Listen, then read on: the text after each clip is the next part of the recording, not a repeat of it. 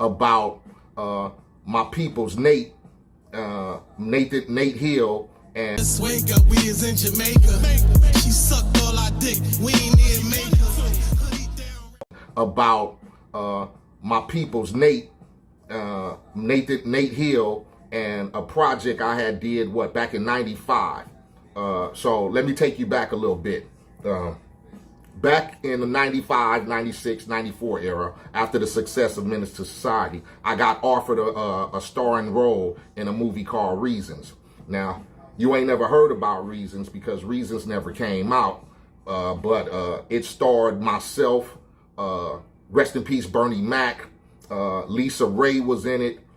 It was directed by Monty Ross, one of Spike Lee's peoples. So it was a legit project. I was in Chicago maybe 4 months.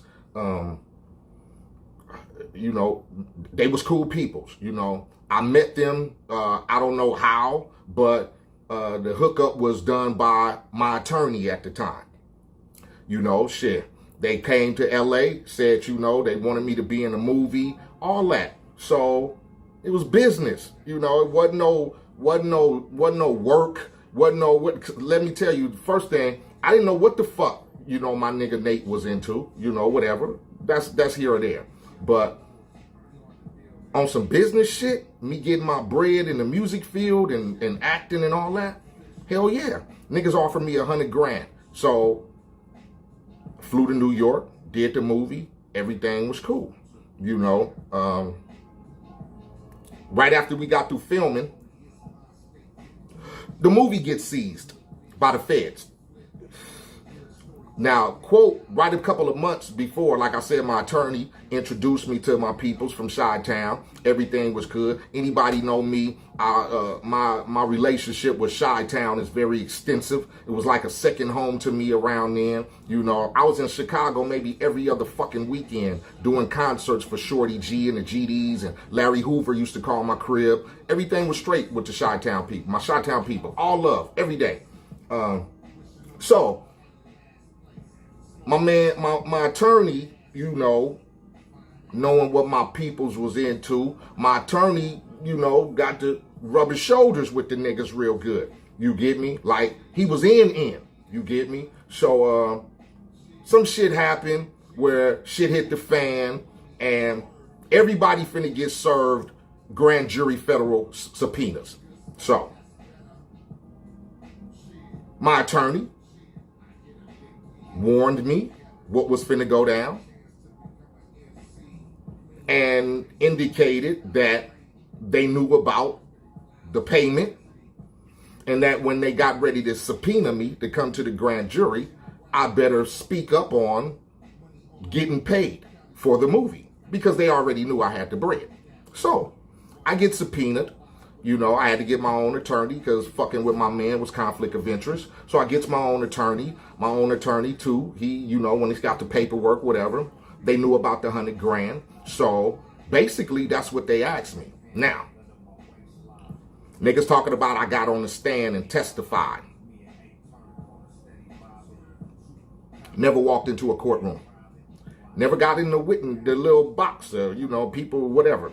Never got that. I was subpoenaed for a grand jury, but I never saw a courtroom. They asked me, did I act in this movie? Yep. They asked me, did you get paid $100 grand? They asked me, do you usually make money like that? Cash, so to speak. You get me? I said, yeah, definitely. I go on tour every fucking month and I can pull in cash. You know, that's how we get paid. You know, I don't know how other niggas get paid, but I takes my bread up front. I mean, I takes my bread cash. Fuck that. So that was it. No tales from the hood, so to speak. No whatever. So in this transition, niggas is trying to say that that's snitching because I should have took another route. Again, federal grand jury subpoena. I'm MC8, movies, records, you know. Fuck the gang shit, because what I represent as that got nothing to do with a motherfucker when they know you got 100 grand in your pocket and you got a federal subpoena. So they didn't ask me shit else. There was nothing to tell. You can't really tell on motherfuckers when you don't know shit, you know. So I got my man Faison, and then my man, some cat JoJo Capone out of Chi-Town, who has this book or whatever they trying to do, whatever. But that's where all the shit stemmed from.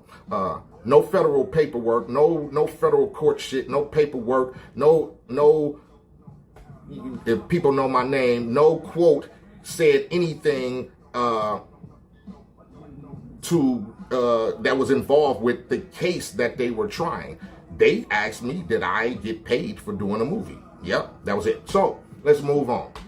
So my man Steele hits me up, you know, get on the Gangster Chronicles podcast, you know, worked it out. So I'm new host of the Gangster Chronicles podcast. Shout out to my man Steele. Shout out to my man James, my man Brian behind the camera. Start getting a lot of hate because, you know, people used to seeing who they see on the Gangster Chronicles, you know, Reggie, whatever, the other cat, you know. So it's been a lot of animosity that the show is going in a different transition. We got picked up by Black Effect. Shout out Charlemagne. Shout out iHeart. So again, let me remind you that this so-called snitch shit is stemming from 1995. My man Nate wasn't no punk. Like Escobar status. So I'm still around here. Like, I've never heard of anything, no bullshit, whatever. So let's get back to the podcast. We get picked up.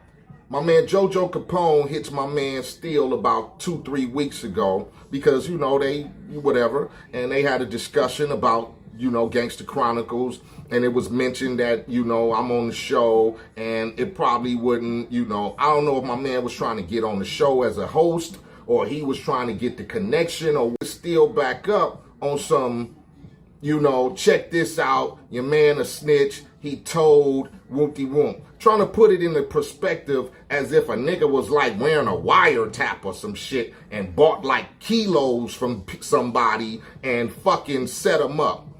How? I ain't know, nigga ain't know shit about what my nigga was doing. You get me?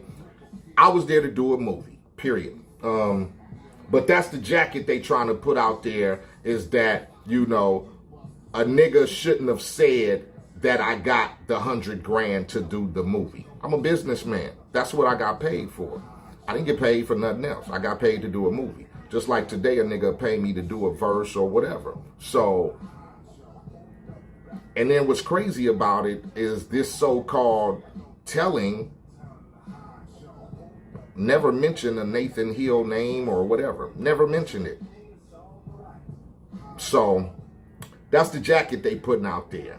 Come to find out, you know, I don't know none of these cats. I don't know Faison from a can of paint. I don't know JoJo Capone. So why nigga try to discredit a nigga on some snitch shit and talk all that crazy shit? To me, what is it, for clout? You know, for not being able to fuck with the podcast show? You know, we're picked up over here now, whatever. But the funny shit is you have a lot of beefs with motherfuckers that you don't even recognize. You get me? And you get a lot of that when you in that motherfucking limelight sometime. And anybody who know me know, I'm the last nigga who want to be in the motherfucking limelight. I'm the motherfucking back shadow nigga. You get me? I'm not the limelight nigga. So for a nigga to try to do that shit is funny. Not that, you know, whatever, because real niggas who know me know what it is. Real niggas who know I fuck with, been to Chi-Town, niggas in the hood, whatever. Niggas know, like, that's one thing you can't say about 8. 8 ain't never told on a nigga for shit. For what? Nigga, whatever you do is your business. Nigga, that's it. As long as I get my paper, I'm good. So, I'm just here to clarify up this misconception of 8 being a snitch, like I told on a nigga had work and pointed a nigga finger out, and yeah, you see the nigga in the courtroom and that's him and blah, blah. Hell fucking no. So, I don't do no snitching. My snitching, fucking I want to say my snitching statement or status from where I come from is when niggas do dirt together and the other nigga rat on the other nigga. You know, me and you went to go dump on the enemy. We get pulled over. They find the strap. They take me to the back room and I say, yeah, he pulled the trigger. He dumped 5 times. We went this way, and this way. Or, yeah, we got to work together and nigga, we got busted and this who sold us the work. You get me? I don't know what the snitching jacket is by saying a nigga paid me to act in a movie. And never named that nigga who really, you know, so, man, you know, you find that shit nowadays. Like I said, it's a lot of motherfuckers out here that just want to discredit you, and I don't understand what the story is, but that's what it is.